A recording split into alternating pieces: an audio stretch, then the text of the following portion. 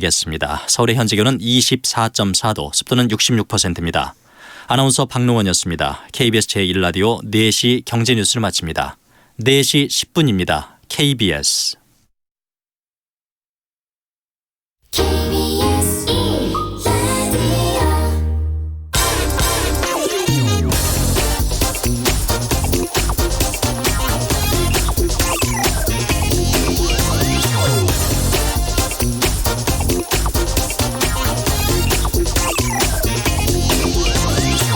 세상은 둘로 나뉜다는 거대한 오해. 빌 게이츠가 미국의 모든 대학원 졸업생들에게 선물했다고 해서 화제가 된 책이 있습니다. 팩트풀리스라는 책이죠. 사실 충만성이라고 번역이 되는데요. 이 책에서 나오는 첫 번째 오해는 세상이 둘로 나뉜다는 오해입니다. 세상은 둘로 나뉜다. 강대국과 약소국, 부자 나라와 가난한 나라, 선진국과 개발도상국, 그들과 우리. 공계학 분야의 세계적 석학인 한스 로슬링은 이런 사람들의 오해를 촘촘하게 구성된 통계만을 가지고 완벽히 불식시키죠. 세상은 크게 변했다. 오늘날에는 75%에 이르는 대다수 사람이 중간소득 국가에 산다. 한스 로슬링의 통계를 보면 한국은 중간소득 국가도 개발도상국도 약소국도 아닙니다. 일본과 함께 선진국이고 부자 나라며 이른바 못 사는 우리가 아니라 잘 사는 그들에 속하죠. 그런데 우리는 우리 자신을 늘 비하하는 경향이 있습니다. 특히 한국 언론은 그걸 부추깁니다. 일본이 지금 무릎 꿇으라고 하는 거 아닌가? 우리 기업들이 살려면 어쩔 수 없는 것 아닌가? 대법원이 괜히 강제징용 판결을 세게 한 게 아닌가? 위안부 문제도 대충 타협했어야 했던 게 아닌가? 이러다가 망하는 게 아닌가? 글쎄요, 세상이 둘로 나뉘지 않듯 세상의 일이 극단적으로 나뉘는 경우가 별로 없습니다. 확률의 정규 분포도를 보면 늘 가운데 중간 정도가 가장 확률이 높죠. 보통 그렇게 정규 분포도 내에 들어올 확률이 95%입니다. 그게 보통의 세상사라는 것이죠. 극단적 경우를 대비해야 하는 것은 맞습니다만 그렇다고 극단적 경우만을 가정해서 국민들을 불안에 떨게 할 이유는 없습니다.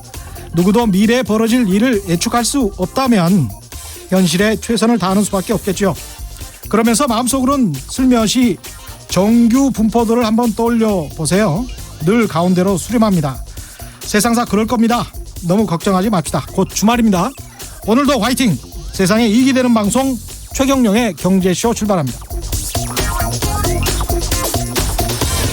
네, 오늘의 돌발 경제 퀴즈입니다. 지난 2012년 아베 총리는 오랜 경기 침체를 끝내겠다면서 엔화를 풀어서 수출을 늘리는 방식의 강력한 경기 부양책을 내놨죠. 우리나라 같은 경우에 박근혜 정부 경기 부양책으로 유명합니다. 초이노믹스라고 불렀었죠. 지금 아베 총리가 내놓은 경기 부양책은 뭐라고 부르는지 정답을 아시는 분은 짧은 문자 50원, 긴 문자 100원에 정보 이용료가 부과되는 샵 9730번으로 문자 보내주시거나 무료인 콩과 마이케이로 보내주셔도 좋습니다. 정답 보내주신 분들 가운데 5분 선정해서 고기능 화장품 세트 보내드리겠습니다.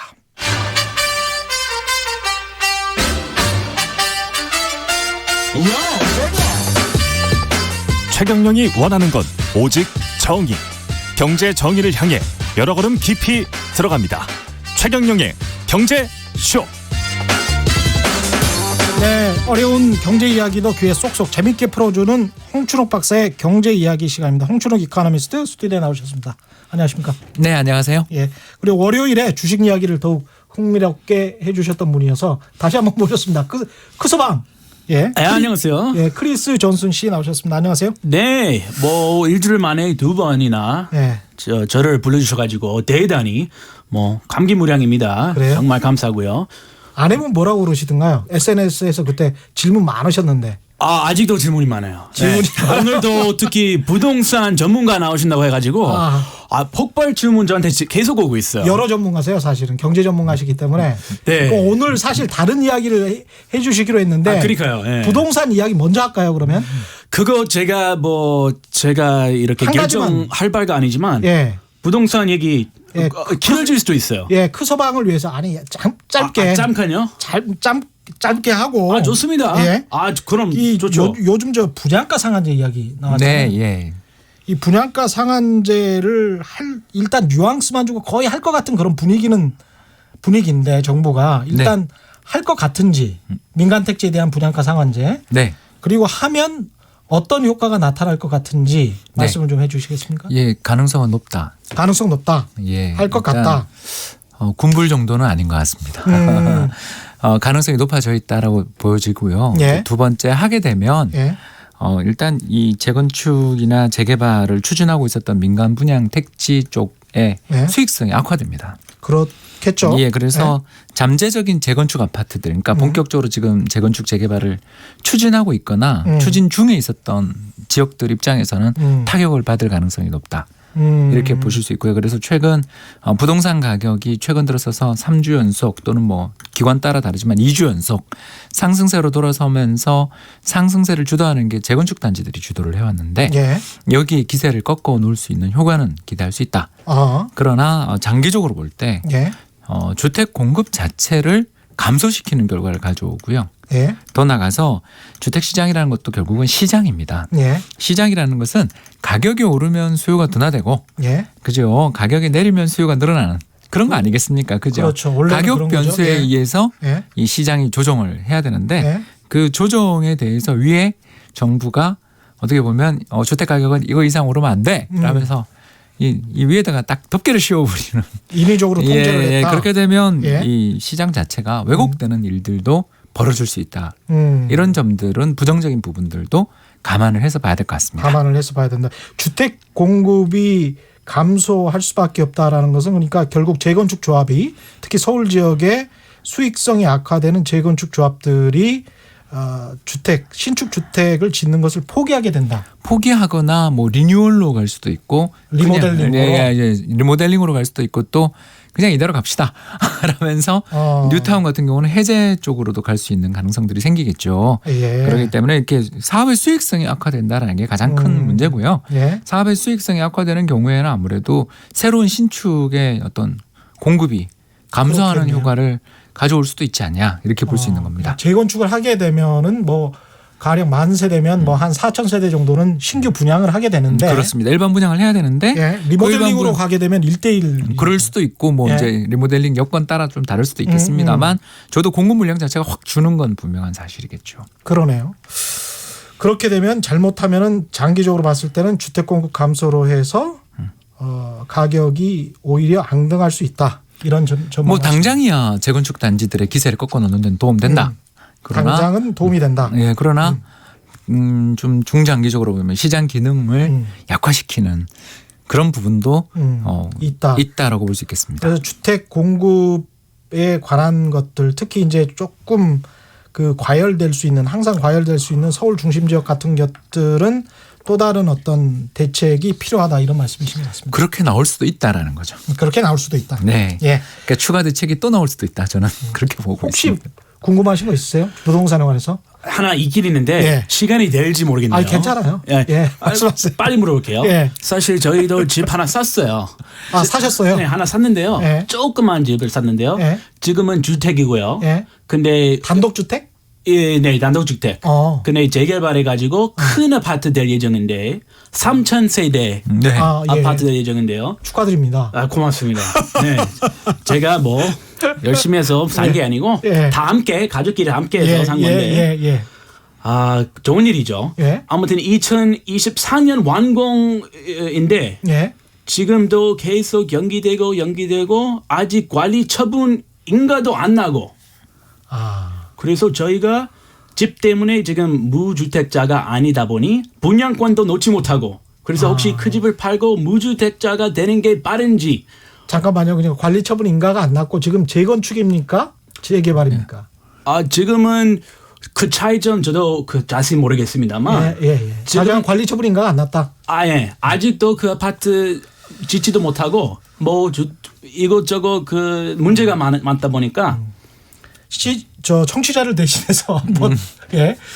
똑같은 비슷한 궁금증을 가지고 계신 분들도 있을 수 있어요. 예, 그 예. 지금 이번 정책에 예. 대표적으로 적용이 될 가능성이 높아졌다고 그러시네요. 볼 수 지금 있는 거죠. 보니까. 저렇게 이제 지금 추진 중에 계시던 분들이 가장 그렇죠. 지금 당황할 수밖에 없는 예. 여건입니다. 예. 왜 그러냐면 이제 그 관리 처분 인가를 받고서 사업 승인 다 나고 이제 철거를 하고 정도 단계까지 되면 사실 현재까지는 별 문제 그렇죠. 이 정책의 변화가 큰 문제는 없다고 볼 수 있는데 예. 아직 그 단계에 접어들지 못했던 단지들 입장에서는 예. 재건축이나 재개발의 수익성이 악화되는 것은 좀 불가피하다 이렇게 볼 수가 있겠고요. 예. 그래서 저희가 그래서 어떻게 해야 할까요? 팔고 어떻게 아, 신축이라도 해야 되나 예. 이런 질문이신데 제일 궁금한데요. 예, 그게 이제 지역이 어디냐에 달려 있습니다. 왜 그러냐면 네. 제가 그 구체적인 동네 이야기를 해드리기가 지금 어렵고 그렇죠. 나중에 그러면 방송 동네 끝난 다음에 방송에서 동네 말씀드릴 수가 없죠. 아니 예, 뭐 끝나고 좀 이야기하시죠. 네. 그 부분. 예, 그 네, 일단 알겠습니다. 그 단지나 지역 자체가 그 향후에 발전 가능성이 있지 않습니까? 특히 여의도라든가 네. 또는 강북의 광화문이라든가 뭐 이런 네. 이런 일자리의 집중 지역과의 교통 여건 이런 것들에 따라서 조금 수익성은 악화된다 하더라도 얼마든지 추진이 가능한 지역들이 있고 지금 반대하시는 분들이 많아서 이거 해야 되냐 이게 논란이 많았던 단지라면 이번에 정책 때문에 이게 사실 안 될 수도 있는 그런 그 분기점에 있는 단지들이 있을 수 있기 때문에 기다려도 좋은 단지인지 포기해야 되는 단지인지는 네. 방송 끝나고 이제 지금 너무 간질간질해져가지고 지금 당장 물어보고 싶은데 네. 끝나고 40분만 기다리세요. 크리스 존슨 씨, 네. 크스방처럼 그 고민이 많으신 분들 꽤 있을 것 같습니다. 일단 오늘 이야기는 일본 수출 규제에 관한 얘기죠. 예 그렇습니다. 예. 이 우리나라의 그 반도체랑 디스플레이 제품이 한국 수출의 가장 주력 제품들인데 예.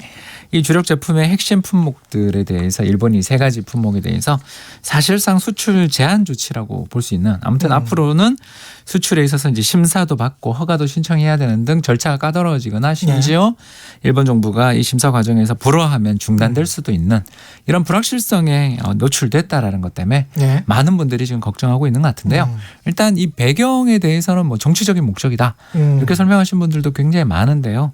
제 생각에는 이 경제 쪽에서 입장을 놓고 본다면 예. 저는 한마디로 말씀을 드리자면 일본이 그만큼 어렵다라는 증거로 저희는 일본이 예. 일본이 오히려 어렵다. 네. 지난번에 SK증권의 그 최석원 그 리서치 센터장도 네. 비슷한 분석이 있다라는 이야기를 하셨는데 자세히는 안 하셨거든요. 오늘 굉장히 흥미롭습니다. 근데 이제 생각보다 일본이 꽤 공격적으로 나오는 게 어떤 다른 경제적 배경이 있는데 사실은 어려워서 그런 거다. 이런 말씀이신 거예요. 예, 그러니까 이제 예전에는 한국은 일본에게 아무런 그 고려의 대상이 되지 않았었습니다.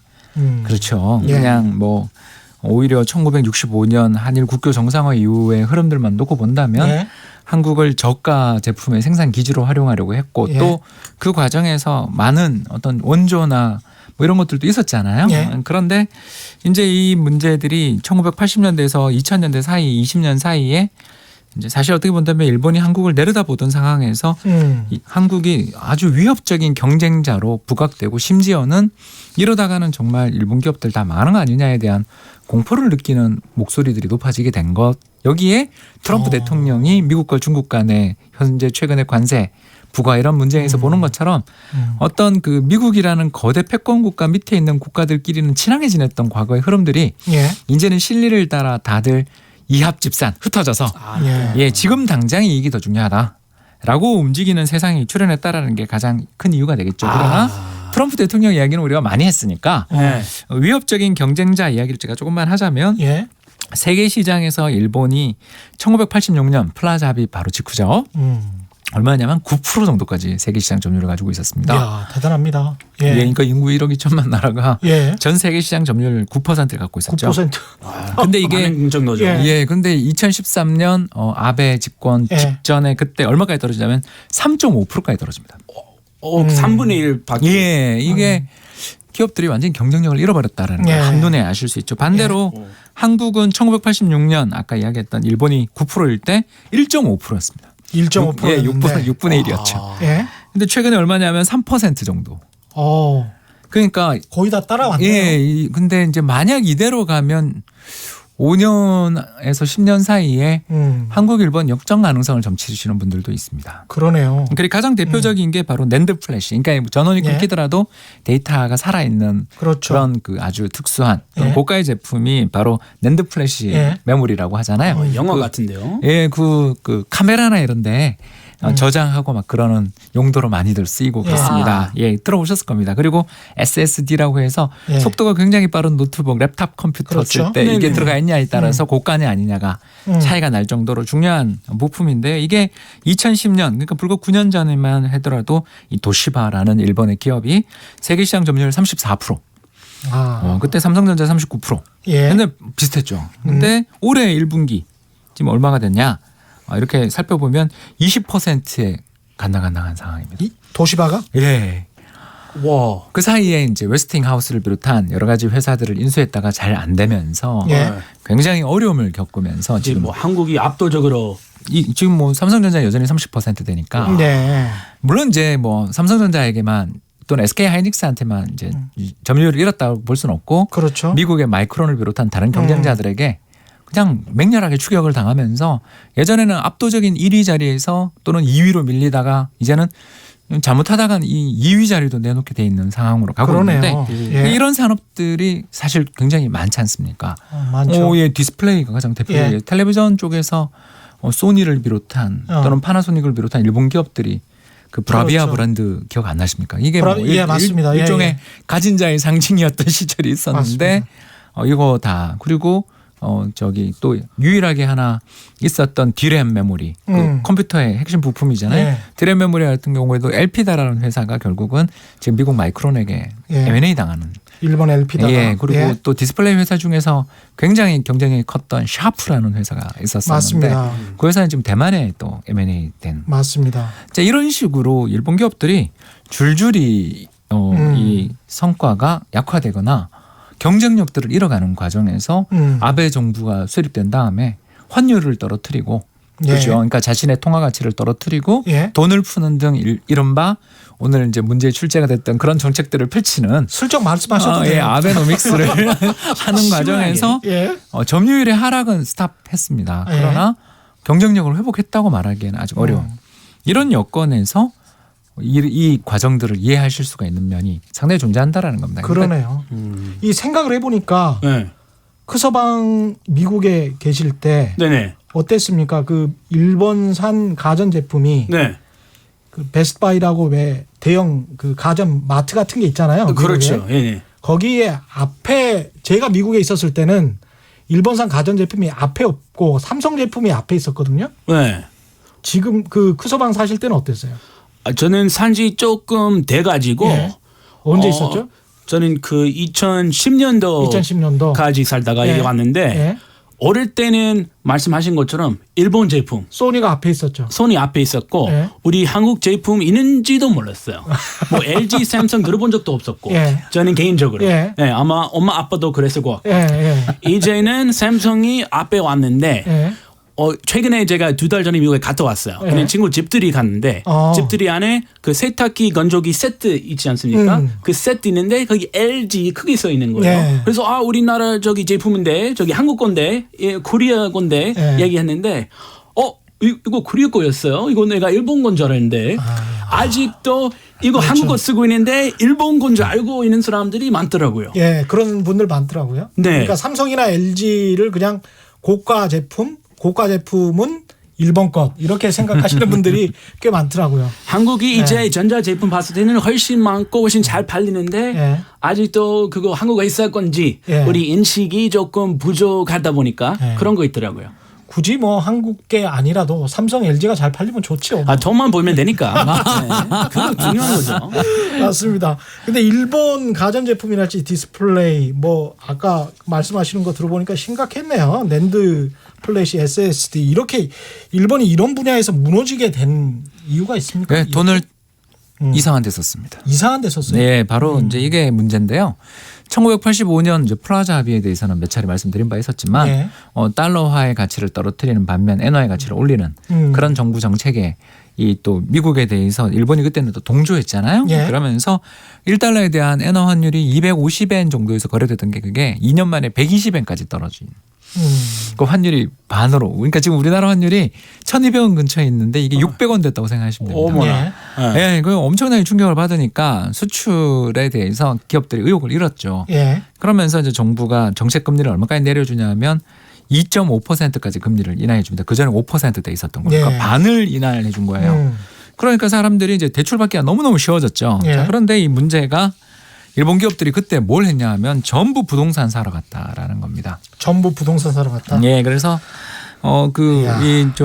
1985년 일본 기업에 의한 토지 순매수가 3.8조 엔. 그러니까 우리 돈으로 환산하면 한 40조 원 정도 예. 되겠죠. 그런데 1989년 한 해에는 10조 엔.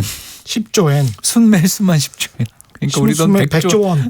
아, 그 100조 원이에요? 예. 10조 엔. 예. 그러니까 이게 뭐 주택 가격을 기업이 이렇게 기업이 오히려? 올려버리니까 그 도심 지역의 핵심적인 주택 가격들, 특히 사업용지 가격이 급등하기 시작했죠. 예. 그런 과정에서 PIR이라고 혹시 들어보셨는지 그렇죠. 모르겠어요. 소득 대비 주택 가격 비율. 프라이스 인컴 레이쇼. 아, 이 영어 약자였군요. 예, 그래서 프라이스 인컴 제가 레이시오. 연봉이 예를 들어서 5천만 원이다. 예. 근데 집값이 5억이에요. 그러면 예. PIR이 10배인 거죠. 그렇죠. 그러니까 우리나라 같은 경우는 이제 역사적으로 몇 배에서 움직인다 이런 것들을 가지고 나라를 다 그렇죠. 평가를 해볼 수 있는데 예. 그 전에 일본의 동경 지역의 핵심 지역은 한 7배 정도였다고 합니다. 그랬었는데 1989년 단 5년 만에 얼마까지 가냐면 15배까지. 오. 아까 소득도 예. 증가를 했겠지만 소득 증가하는 속도보다 훨씬 더 빨리. 훨씬 더 빨랐다라는 거죠. 우리 지금 서울 핵심 지역 같은 경우는 어느 정도나 될까요? 우리 서울은 10배 넘죠. 10배 넘죠. 예, 우리는 10배가 좀 더 넘습니다. 근데 예. 이게 제가 왜 이렇게 단언을 못하냐 하면 예. 발표되는 기관마다 그 숫자가 좀 차이가 커서 그렇죠. 예, 그래서 단일한 통계가 몇 배입니다라고 제가 단언을 못하는 게 예. 제가 옛날 다녔던 KB은행 같은 경우에는 12배 그 정도 올라가고요. 또 예. 감정원 또 PIR은 또 다르고 그래서 예. 제가 이럴 때는 잘 모릅니다. 그냥 여기 이렇게 지금 말씀을 드릴 가지고 수 오신 통계를 보니까 네. 일본이 1989년에 15배일 때 그때 그 중간 소득이 6,400만 엔 정도 됐군요. 그렇죠. 연봉이 그러니까 640만 엔이니까 6,400. 우리 돈 한 7천만 원 가까이. 7천만 원 가까이. 네, 그래서 그리고 그게 이제 평균 주택의 크기는 지금 보니까 75 스퀘어미터면 예, 20평 정도, 22평 정도 되는. 그 지금이나 예. 옛날이나 일본 집은 되게 작죠. 작으니까. 사실 한국이 더 작습니다. 예. 요새 소형평형 아파트 평면들 많이 개발되고 있어서 그렇죠. 예, 그렇습니다. 그래서 이게 이제 제가 그때 뭐 비해서 우리나라가 비싸냐 안 비싸냐 이걸 딱 단언하기가 너무 어려운 게 우리나라 지금 금리 1%대잖아요. 예. 근데 제가 아까 방금 말씀드린 1989년에 일본 금리가 몇 프로인지 아세요? 몇 프로였어요? 6%였어요. 6%였군요. 높았어요. 예, 굉장히 높으니까 이 사람들이 어떻게 했냐면 그러네. 기업들이 막 대출 받아서 이걸 사는 건 좋으니까 개인들이 주택 시장에서 매도를 펼칩니다. 이렇게. 예. 그러니까 여러 채 가지고 있었던 사람들부터 시작해서 왜냐하면 부동산 담보대출의 금리가 너무 높으니까 차라리 집값 많이 올랐으니까 이거 팔아서 빚도 청산하고 또 예금도 넣어두면 이익 아니냐 이러면서 사람들이 집을 팔기 시작하면서부터 1990년부터 언제까지 빠지냐면 2017년까지 빠집니다. 27년 연속 빠집니다. 엄청 긴 기간 거쳐서. 예.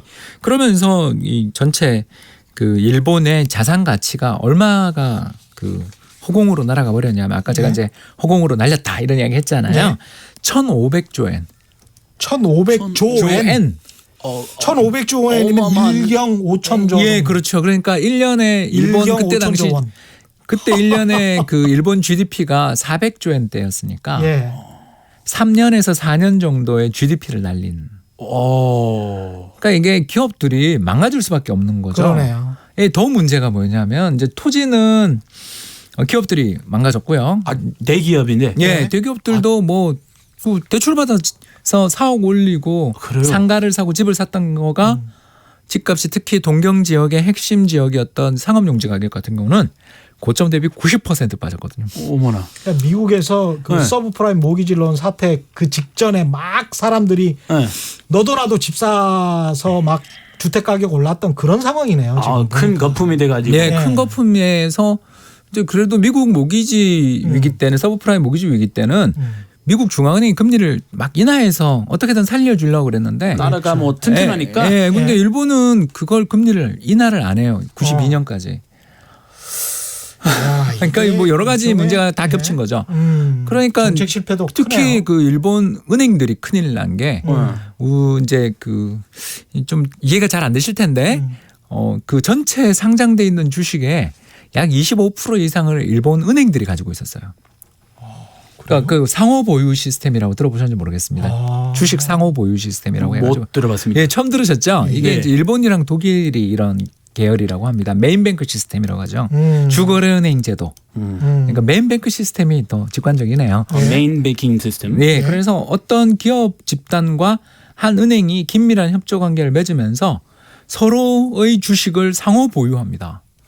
야, 그래서 은행권이 망하면 같이 망하는 거예요. 예, 그 전체 상장 주식의 20% 이상의 주식을 가지고 있었어요. 근데 주가가 니케이 225 지수, 그러니까 일경 지수라고 들어보셨죠, 그죠? 예. 그 지수가 4만 엔까지 갔었는데 예. 그게 지난번 그 동일본 대지진 사태 때 7천 엔까지 야, 80% 이상 빠졌어요. 엄청나게 빠졌네. 그러니까 예. 이렇게 양쪽에서 기업은 기업대로 부동산 샀다가 큰일 났고 은행은 은행대로 주식 들고 있는데 주식의 가치가 고점에서 한때 80% 이상 빠져버리니까 은행이 대출로 잡아준 그래서 결국 지금 땅들도 예, 값어치가 문제가 되겠죠. 떨어지니까. 그것도 그렇지만 그렇죠. 뭐 일단 중요한 건 주식 가격은 시가 평가를 마켓 투 그러네요. 마크 투 마켓을 하니까 그때 계산을 해줘야 그렇죠.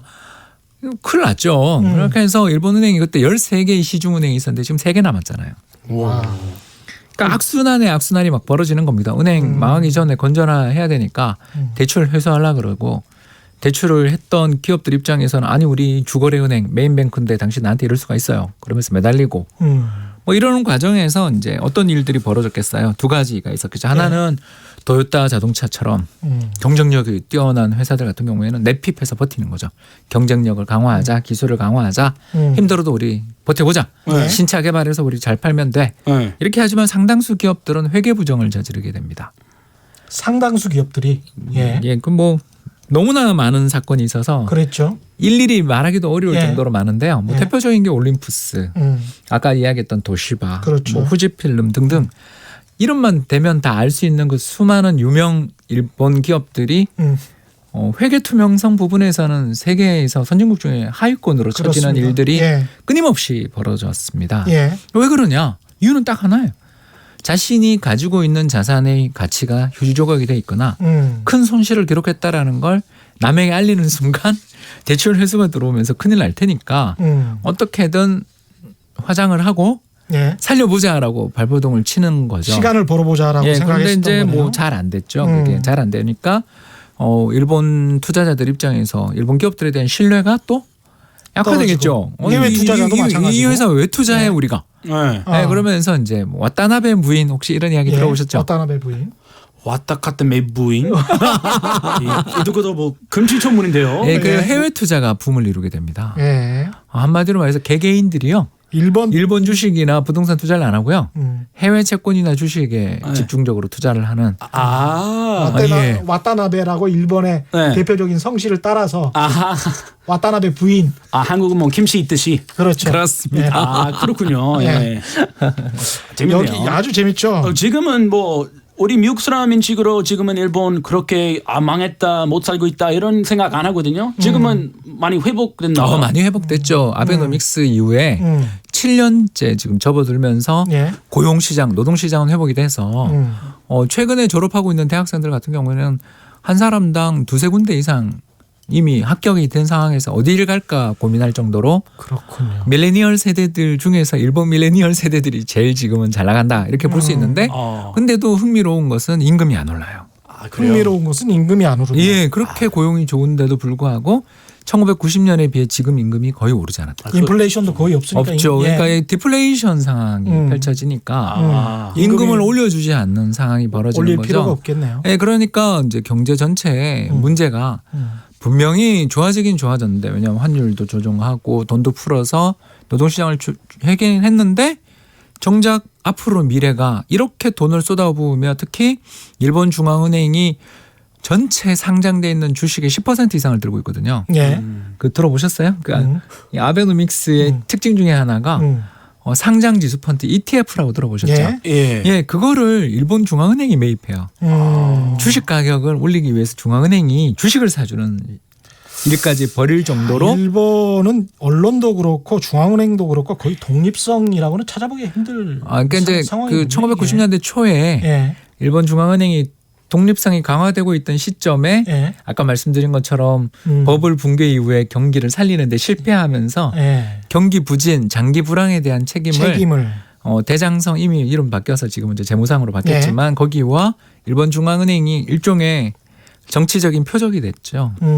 그러면서 좀 지금은 이제 구로타 일본의 중앙은행 총재 BOJ 체어맨이죠. 그분이 지금 하고 계시는데 예. 노력은 하는데 경제가 아까 이야기했던 것처럼 노동시장은 좀 좋아졌는지 모르지만 경제 성장률도 여전히 1% 미만. 그렇죠. 1%. 거기다가 물가도 전혀 오르지 않고 그리고 아까 말씀드린 것처럼 세계 시장에서의 뭐 점유율 이런 게 올라가야 되잖아요. 그죠? 그렇죠. 기업의 경쟁력이 올라가야 미래가 있는데 그쪽에서도 별로 그렇게 잘 뚜렷하게 살아나는 징후도 보이지 않으니까 초조해지겠죠. 흥미롭습니다. 여기서 잠깐 일본이 이렇게 부품 소재 산업이랄지 이런 게 아주 강해서 우리나라를 압박할 정도로 아주 강한 나라인 줄 알았더니 이런 또 허술한 점도 있었네요. 네, 그렇네요. 지금 현재 상황은 어떤지 좀 더 나중에 알아보고요.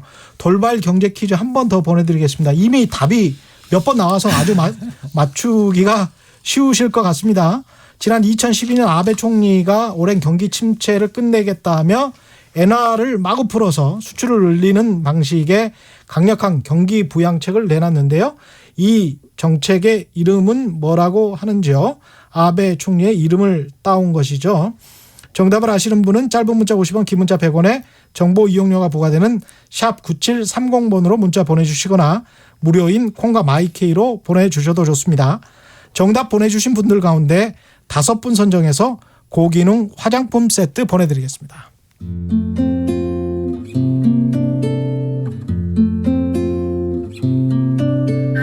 진실탐사 엔터테이너 있는 대로 닦아 최경영 기자의 경제쇼 주말판 한 주간의 경제 이슈를 완전 재미있게 풀어드립니다.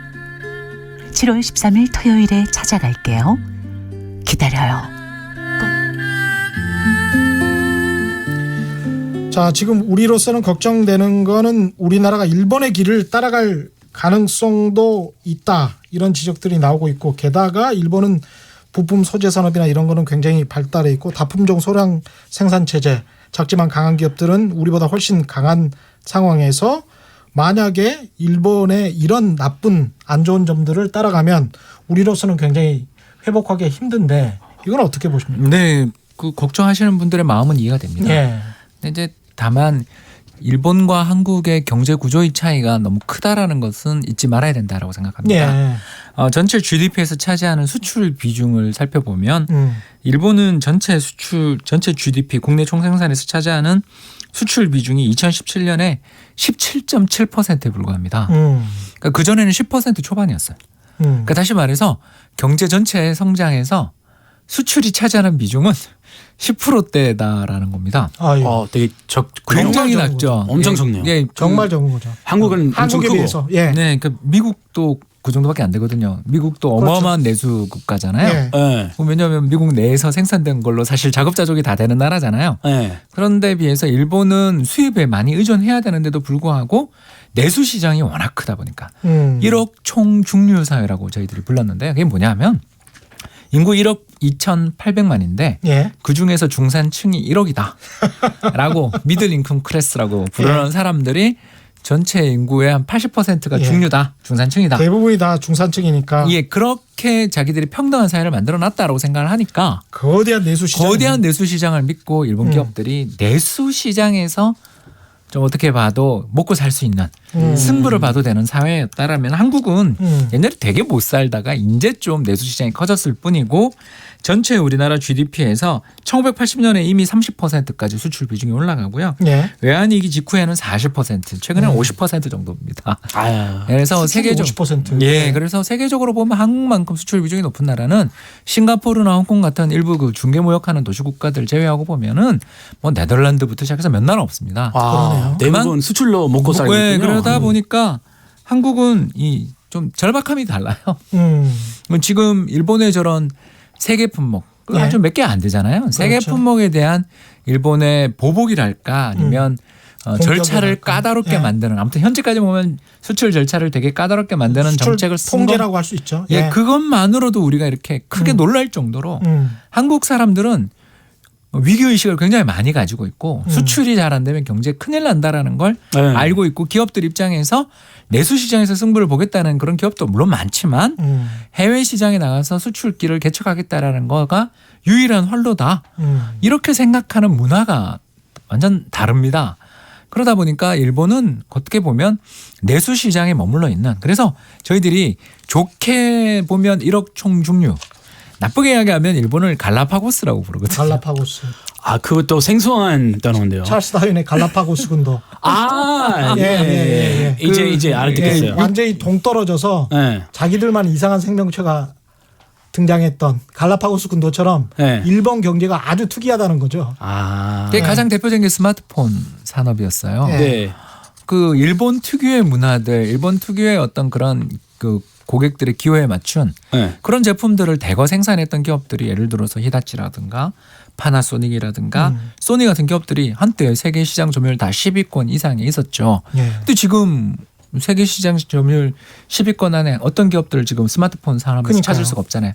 예. 삼성전자나 화웨이나 애플 그 밑에 오포 비포라든가 LG전자라든가 또는 이런 여러 가지 기업들은 우리가 이름은 이제 알 수 있지만 예. 일본 기업들이 사라져버린 이유가 뭔가 생각해 보면 결국 자신들의 큰 내수 시장에서 맞는 모델들만 만들고 있다가 아이폰 이후에 아이폰 충격 이후에 2006년 아이폰 충격 이후에 스마트폰 시장으로 세상이 바뀔 때 세계 적응을 시장에서의 못했군요. 어떤 격변 변화 이런 거에 적응을 제대로 잘 못한 갈라파고스 군도에 살던 생물들이 대륙으로 넘어와서 적응을 못 해버린 그런 케이스군요. 그럴 수도 있는 거죠. 예. 왜냐하면 그 자기의 좁은 생태계 안에서 최적화를 하다 보니까 그래서 이런 것들을 생각해 보면 우리는 물건 하나를 개발하면 어떻게 하면 이걸 수출해 볼까를 생각하는 나라라면 그렇죠. 일본은 좀 내수 시장이 워낙 크다 보니까 내수 시장 내에서 자신의 어떤 쉐어를 점유율을 또는 시장을 만들어 보려는 생각들이 더 큰 게 지금까지 아까 이야기했던 것처럼 일단 해외 시장을 잃어버리게 됐던 큰 이유 중에 하나가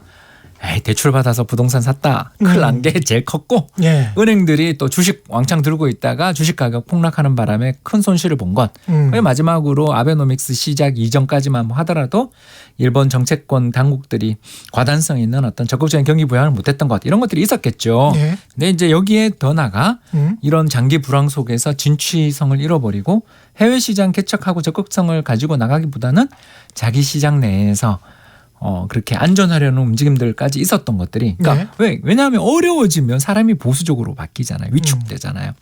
그거에 비해 한국은 아무리 좀 작은 회사라 그러더라도 수출기를 뚫어보려는 생각들을 많이 가지고 있고 한국에서 만들어져 있는 최근에 여러 가지 생활 가전들 건조기라든가 아니면 옷 그 쾌적하게 청정해주는 그런 것들 그렇죠. 제품들이 이런 것들을 지금 수출하려고 무척 애를 쓰고 또 수출길도 열고 있지 않습니까? 그렇습니다. 그러니까 이게 태도 자체가 많이 달라져 있다는 점들 여기에 이제 더 나가서 일본 중앙은행은 금리 너무 공격적으로 올렸다라면 한국은행은 지금 금리 내릴 것 같은데. 예. 그렇죠. 그렇죠. 그래서 예. 좀 경기 친화적이라고 할까 경기를 부양하려는 좀 그런 게 더 강한 어떻게 본다면 일본 중앙은행은 부동산 시장에 존재하는 버블을 청산하겠습니다. 예. 이런 좀 어떤 그런 의식들을 가지고서 너무 고집스럽게 정책을 펼쳐서 자산 시장을 돌이킬 수 없는 지경으로 빠뜨렸다라면 예.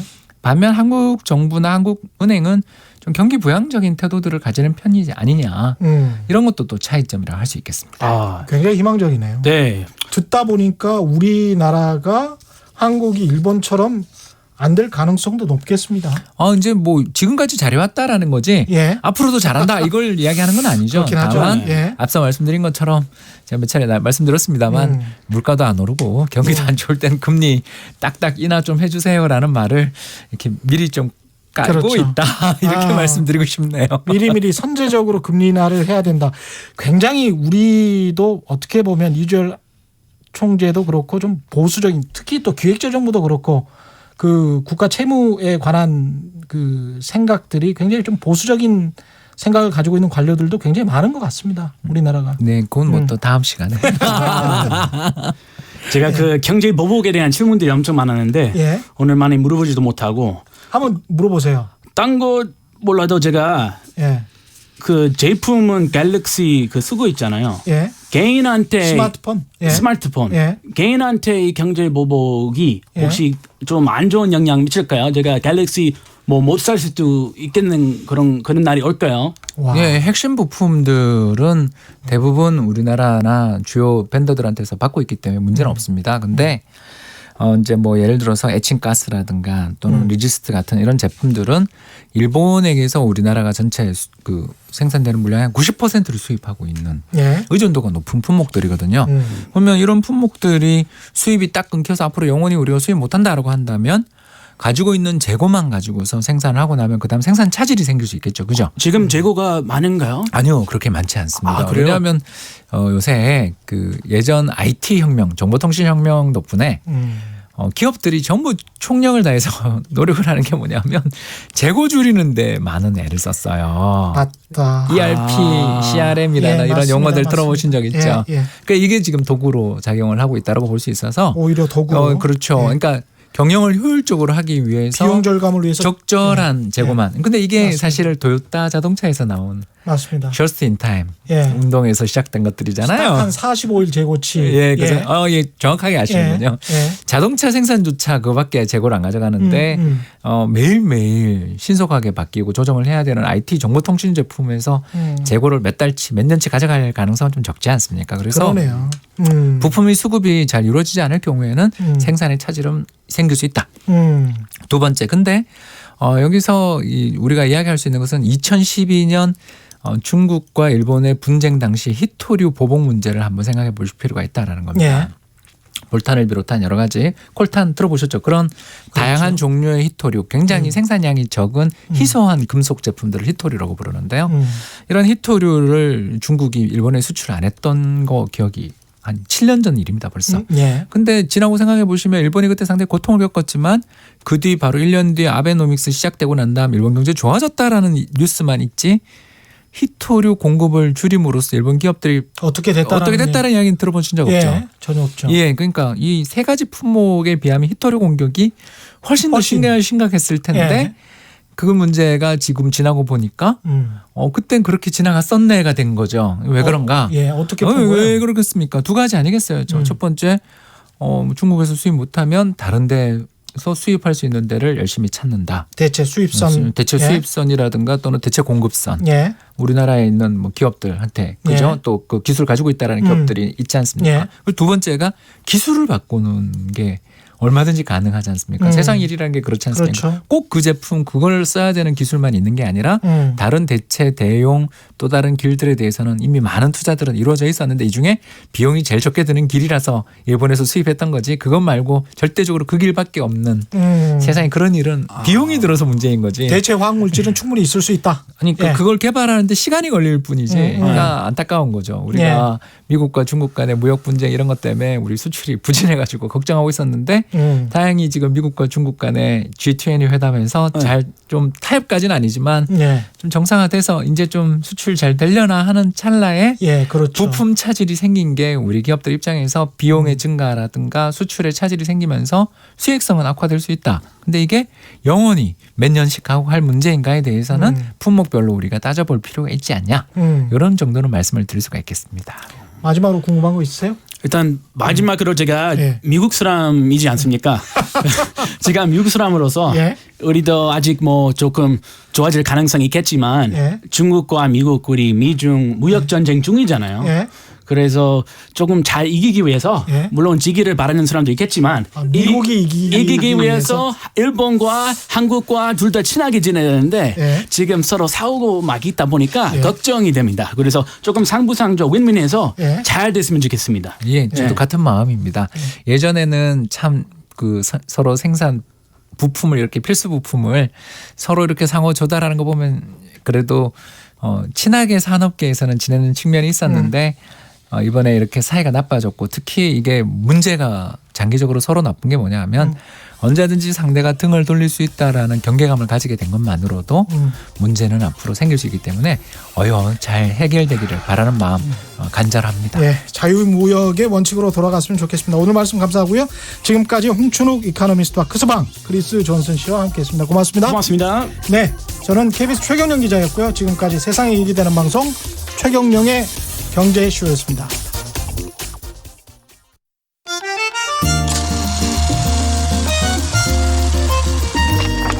백은하의 영화관, 정여울의 도서관.